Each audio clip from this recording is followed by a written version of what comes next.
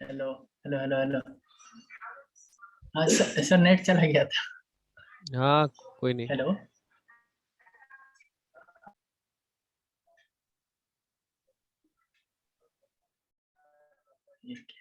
हम्म, तो हम लोग क्या किए हैं, एनएलटीके डॉट स्टेम से वर्ड नेट लेमेटाइजर इंपोर्ट किए हैं, और वर्ड नेट लेमेटाइजर का एक ऑब्जेक्ट बना लेमेटाइजर, और उसी सेम लिस्ट पे हम लोग लेमेटाइजेशन लगाए। तो हम लोग देख रहे हैं कि सारा वर्ड्स लगभग लगभग सेम है, बस ये क्या किया है, लीव्स को लीफ में कन्वर्ट कर दिया है।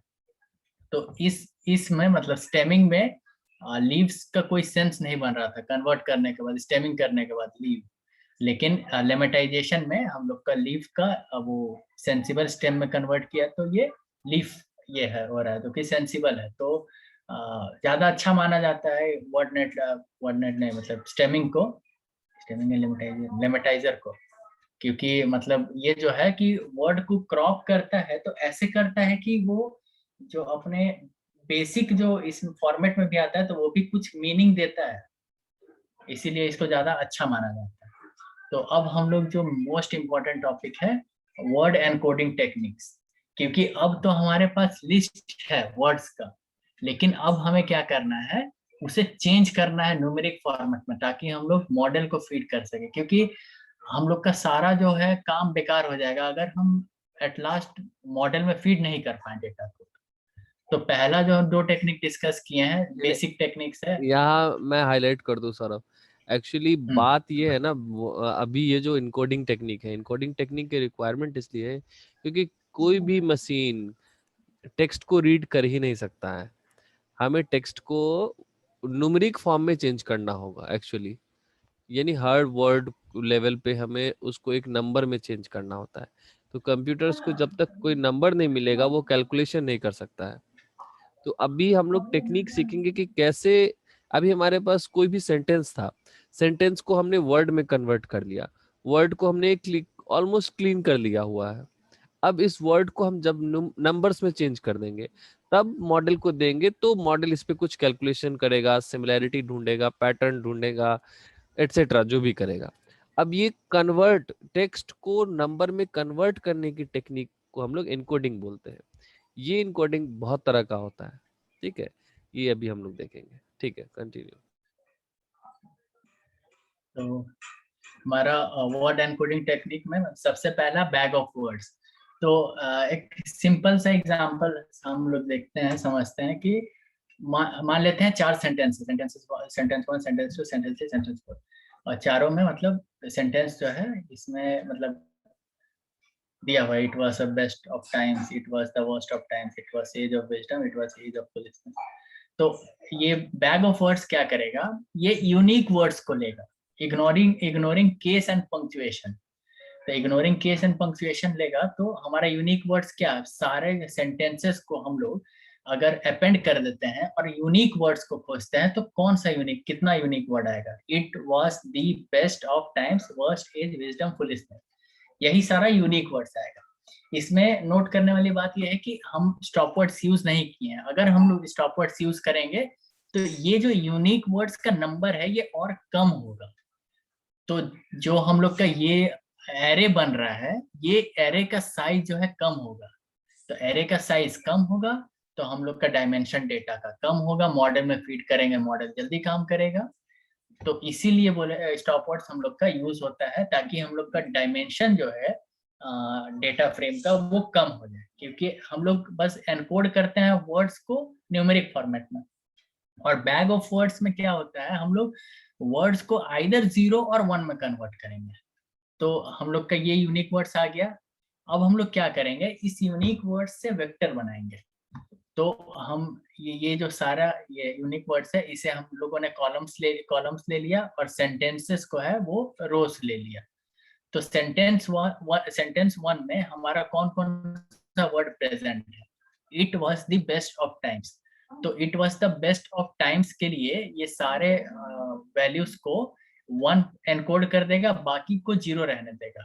सेंटेंस टू में इट वॉज द बेस्ट नहीं है, तो ये जीरो कर दिया, ऑफ है, टाइम्स है, वर्स्ट है, तो इस तीनों को 1 कर दिया और बाकी तीनों नहीं है तो 0 कर दिया। तो ऐसे करके ये चारों सेंटेंस को एनकोड कर दिया यूनिक वर्ड्स के हिसाब से एक न्यूमेरिक फॉर्मेट में, जो कि जहां वैल्यू, जब सारा वैल्यूज है ये या तो 0 है या तो 1 है। लेकिन इसमें भी एक दिक्कत है। दिक्कत क्या? दिक्कत तो बहुत सारा है, मतलब मेन दिक्कत बता रहे हैं। इसमें दिक्कत ये है कि जो हमारा टाइम्स हो गया और बेस्ट हो गया, ये दोनों का प्रायोरिटी सेम नहीं है। लेकिन जब हम बैग ऑफ वर्ड्स में एनकोड कर रहे हैं तो ये दोनों को 1 की तरह एनकोड कर रहा है, तो मशीन को लगेगा कि दोनों का सेम प्रायोरिटी है। क्योंकि मतलब प्रायोरिटी भी तो इम्पोर्टेंस रखता है ना, कि टाइम्स ज्यादा प्रायोरिटी रखता है या बेस्ट ज्यादा प्रायोरिटी रखता है। तो वो भी दिक्कत है। और दूसरा चीज ये है कि ये केस सेंसिटिव को इग्नोर, केस सेंसिटिव मतलब इग्नोर लोअर केस में लेता है। तो उससे दिक्कत क्या होता है कि जैसे हमारा कोई वर्ड्स है, लोअर केस में ही क्यों लेता है, इसका भी है कि जैसे माई है, माई वर्ड है, तो कैपिटल M Y है और स्मॉल m Y है। हम लोग समझ रहे हैं कि दोनों का मतलब सेम है, लेकिन अगर हम लोग केस सेंसिटिव लेंगे, मतलब अपर केस को अलग लेंगे लोअर केस, तो मशीन नहीं समझ पाएगा कि ये दोनों अलग है। तो दोनों को अलग डिस्टिंक्ट वर्ड्स की तरह ट्रीट करेगा। तो हमारा जो एक वर्ड है जो कि सेम है, उसके लिए हम लोग का दो फीचर, दो कॉलम बन जाएगा। तो वहां हम लोग का डायमेंशन बढ़ जाएगा। तो एक बहुत बड़ा सेंटेंस रहेगा तो उसमें जाहिर सी बात है बहुत ज्यादा डायमेंशन बढ़ जाएगा। पहला ये। लेकिन लोअर केस में भी लेने में दिक्कत ये है कि जैसे अस है, US अस स्मॉल लेटर में और US अस कैपिटल लेटर में, यहाँ पे मीनिंग डिफरेंस है। मीनिंग डिफरेंस US हो गया यूनाइटेड स्टेट्स और अस हो गया हम लोग। तो मीनिंग डिफरेंट है यहाँ पे, लेकिन जब हम लोग कन्वर्ट कर रहे हैं इसको लोअर केस में, तो इसका मतलब मीनिंग सेम हो जा रहा है। तो मतलब इसमें फायदा भी है घाटा भी है। तो फिर भी यूज करते हैं हम लोग जनरली, काम कर सेंटिमेंट एनालिसिस के लिए ही जनरली यूज होता है। उसके बाद हम लोग क्या करेंगे, हाँ हम लोग देखते हैं बैग ऑफ वर्ड्स में कन्वर्ट करते हैं।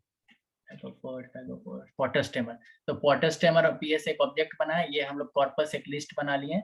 और ये क्या किए हम लोग, ये जो हम लोग है, ये जो ऊपर हम लोग का लिस्ट था, कहाँ गया, कौन सा था, सेंटेंसेस जो हम लोग सेंटेंस टोकेनाइज करके हम लोग सेंटेंस का लिस्ट बनाए थे ऊपर में, ये हम लोग का वही लिस्ट है। लेकिन इसमें क्या किया है, इसमें हम लोग लगाए हैं स्टेमिंग। इसमें हम लोग क्या किए, सारे कैरेक्टर्स को हम लोग लिए, मतलब capital A to Z small A to Z को लिए, और बाकी सारा जो न्यूमेरिक कैरेक्टर का था उसे छोड़ दिए। रेगेक्स पैकेज यूज किए हम लोग यहाँ पे, सारे को लोअर में कन्वर्ट किए, सारे को स्प्लिट किए। उसके बाद स्टेमिंग लगाए। स्टेमिंग लगाने से देख सकते हैं हम लोग एक्सप्लोर का ई हट गया है, एक्सप्लोर है, ये लैंग्वेज का ई हट गया है, सिर्फ लैंग्वेज है। और मतलब बहुत सारा मतलब ये स्टेमिंग कर दिया है, जो कि छोटा छोटा वर्ड्स में। और उसके बाद फिर हम लोग ज्वाइन कर दिए। ये हम लोग स्प्लिट किए थे सारे एक वर्ड्स को, ये किए हैं, स्टेमिंग किए थे, तो इसीलिए हम लोग इसको ज्वाइन किए हैं फिर से सेंटेंस बनाने के लिए। फिर कॉर्पस डॉट पूरा ये अपेंड कर दिए हम लोग का, पूरा फिर से वही कॉर्पस मिल गया जो सेंटेंसेस हमारा था, कहाँ गया ये सेंटेंसेस। तो हमारा ये देख रहे हैं कि हम लोग यहाँ पे बहुत इनसेंसिबल था, लेकिन यहाँ पे भी इनसेंसिबल ही है, लेकिन उससे बेटर है। और उसके बाद हम लोग क्या किए, अब हम लोग ये करेंगे फैक्टराइजर। हाँ, बैग ऑफ वर्ड्स मॉडल को कैसे मतलब हम लोग एरे में कन्वर्ट करेंगे, इसको कैसे एरे में कन्वर्ट करेंगे। तो हम लोग क्या किए, sklearn.featureextraction.text से हम लोग काउंट वेक्टराइजर जो मेथड है इसको हम लोग ये किए, और उसका ऑब्जेक्ट बनाए। ये मैक्स ऑब्जेक्ट बनाए, और ऑब्जेक्ट में जो पैरामीटर दिए max features is equal to 1000।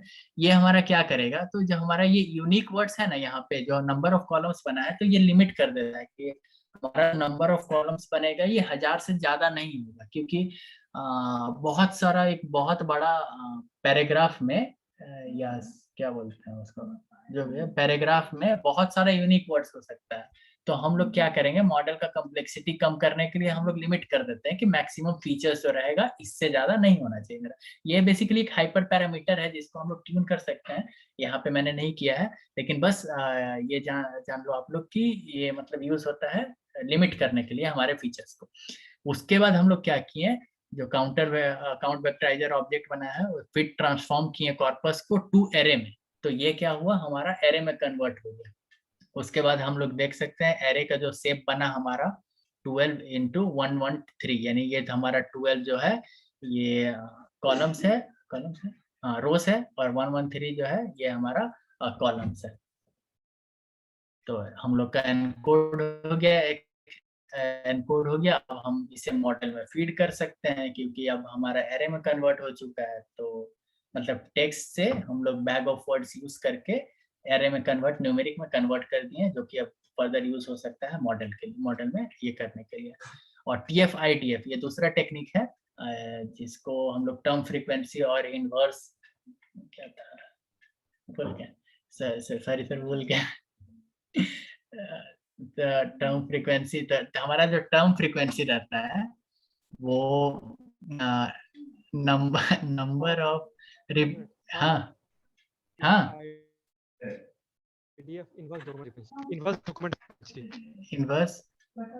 Inverse document,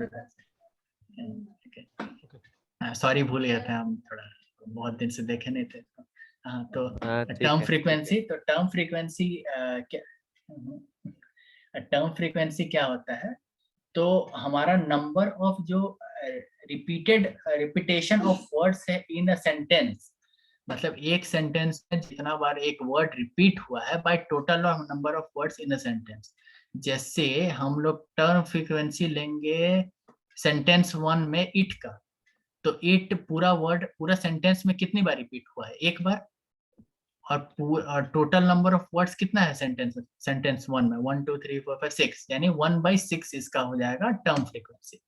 और इनवर्स डॉक्यूमेंट फ्रीक्वेंसी जो हमारा रहेगा वो log of number of sentences, मतलब जितना सेंटेंस है मेरा उस divided by number of sentence containing words, मतलब उस वर्ड को कितना सेंटेंस ये करता है। नंबर ऑफ सेंटेंसेस इसमें 4 है, तो 4 लॉग ऑफ 4 और number of sentence containing word, जैसे इट के लिए हम लोग ले रहे हैं तो इट 4 सेंटेंस में है 4 बार, तो लॉग ऑफ 4/4 इक्वल टू 0।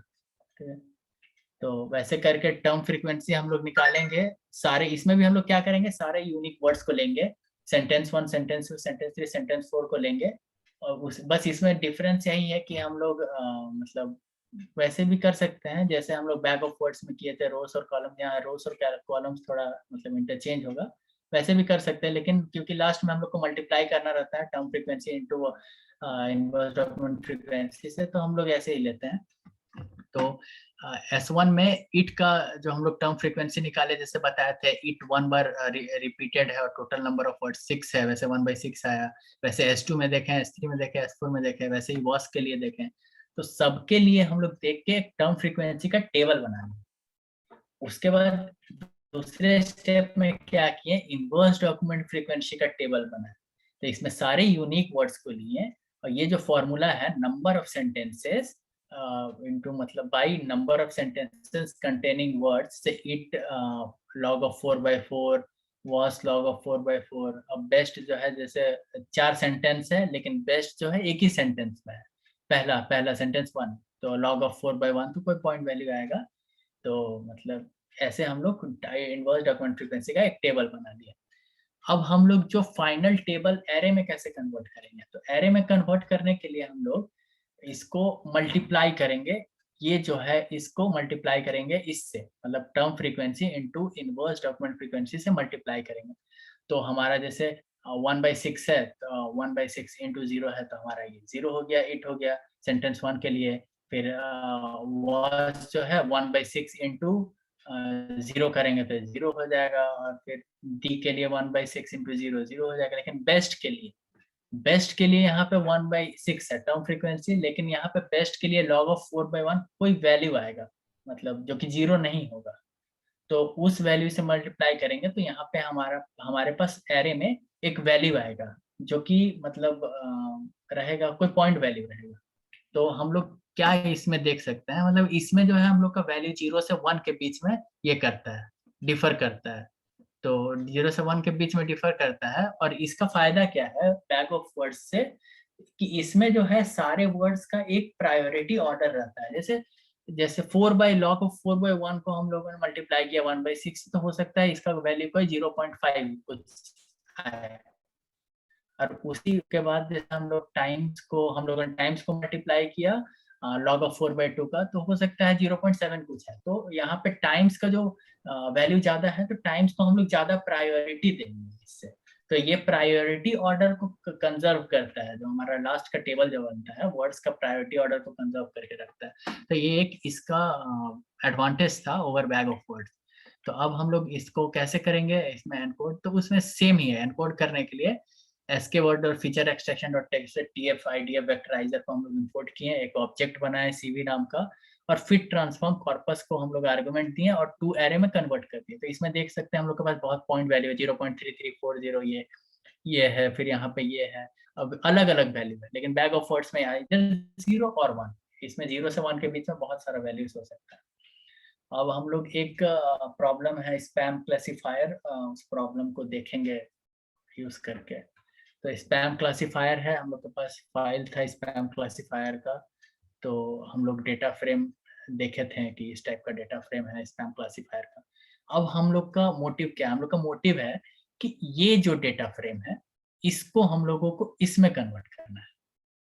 मतलब ये जो है हम लोग के पास जो बॉडी टेक्स्ट है, ये हमारे पास प्री प्रोसेस्ड नहीं, और प्री प्रोसेस करके ये जो हम लोग के पास body text no stop words दिख रहा है, ये हम लोग के पास ये है प्री प्रोसेस्ड है। तो हम लोग क्या करेंगे, पहले तो पंक्चुएशन हटाएंगे। तो पंक्चुएशन हटाने के लिए इंपोर्ट स्ट्रिंग डॉट पंक्चुएशन जो है, ये सारा मतलब पंक्चुएशन इंग्लिश वोकैबुलरी में जितना रहता है, मतलब सब चीज में मतलब जितना पंक्चुएशन रहता है, स्पेशल कैरेक्टर्स रहता है, सबको कंटेन करता है ये। तो उसमें हम लोग लगाएंगे। तो हम लोग का जो क्लीन होने के बाद जो बॉडी टेक्स्ट क्लीन आएगा, तो इसमें देख सकते हैं आई हैव जो अपोस्ट्रोफी यहाँ पे लगा हुआ था, अपोस्ट्रोफी हट गया है। वैसे ही सारा जो हम लोग का स्पेशल कैरेक्टर है और पंक्चुएशन है वो हट गया। उसके बाद हम लोग टोकेनाइज किए। तो टोकेनाइज करने के बाद हम लोग का ये यहाँ पे बॉडी टेक्स्ट तो क्लीन है, वो थर्ड वाला जो हम लोग का कॉलम है बॉडी टेक्स्ट क्लीन, इसमें हम लोग का सेंटेंसेस में था, लेकिन हम लोग फिर इसको लिस्ट में कन्वर्ट कर दिए, ये वर्ड्स टोकनाइज कर दिए। उसके बाद स्टॉप वर्ड्स है, स्टॉप वर्ड्स को हटाना है हम लोग को, क्योंकि इसमें भी बहुत सारे स्टॉप वर्ड्स है। आई हो गया, फॉर डी हो गया, तो हम लोग का बहुत सारे स्टॉप वर्ड्स है, तो स्टॉप वर्ड्स को भी हटाना है। तो हम लोग स्टॉप वर्ड्स में इंग्लिश वोकैबुलरी के लिए स्टॉप वर्ड्स लिए, उसके बाद फंक्शन डिफाइन किए, फंक्शन में फीड किए कॉर्पस को। उसके बाद हम लोग जब देखें body text no stop words, तो हमारा नो स्टॉप वर्ड्स, तो हमारा ये जो फिफ्थ वाला कॉलम है ये आ गया हम लोग का लिस्ट, जो कि टोकेनाइज्ड है, पंक्चुएशंस नहीं है और स्टॉप वर्ड्स नहीं है। उसके बाद हम लोग फिर लेमेटाइजेशन यूज किए। लेमेटाइजेशन यूज करने के बाद हम लोग के पास ये सिक्स्थ कॉलम आया, जो कि इसमें लेमेटाइज किया हुआ है।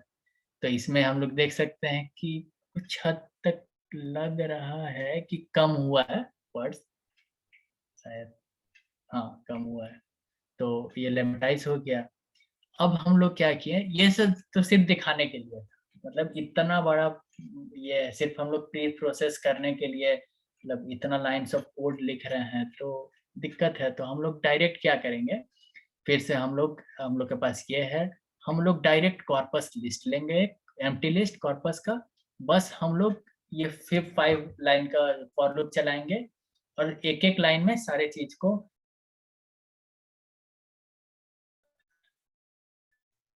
तो हमें एट लास्ट कन्वर्ट करना पड़ेगा ना 0 में या 1 में। तो उसके लिए हम लोग गेट डमीज मेथड यूज किए हैं, लेबल को एनकोड कर दिए 0 में 1 में। उसके बाद अब हम लोग जैसे नॉर्मली करते हैं मशीन लर्निंग डेटा सेट पे करते थे, ट्रेन टेस्ट स्प्लिट किए, एक्सट्रेन एक्सटेस्ट वाइट्रेन वाइट्रेन में ये किए हैं। उसके बाद फिर हम लोग बाइनरी क्लासिफिकेशन है तो हम लोग most basic binary classifier logistic regression ये लिए को यूज किए हैं, तो उसमें फिट किए एक्सट्रेन वाइट्रेन को और फिर प्रेडिक्शन लिए। तो उसके बाद फिर हम लोग जब एक्यूरेसी जब हम लोग देखें तब हम लोग का एक्यूरेसी 98.56% आ रहा है, जो कि मतलब बहुत अच्छा है। डेटा सेट ज्यादा बड़ा नहीं है, फिर भी मतलब कंसिडरिंग कि हम लोग नॉर्मल बेसिक टेक्निक्स यूज किए हैं बैग ऑफ वर्ड्स एनकोडिंग के लिए और स्टेमिंग यूज किए हैं, लेमेटाइजेशन नहीं यूज किए हैं, तो बहुत अच्छा है एक्यूरेसी। तो मतलब ऐसे हम लोग क्लासीफाई एसएमएस क्लासीफायर हम लोग क्लासीफाई हो गया कि 98% 0.56% हम लोग का इसके लिए मैसेज के लिए हम लोग का सही क्लासीफाई कर रहा है मैसेज। ये रेफरेंसेस है।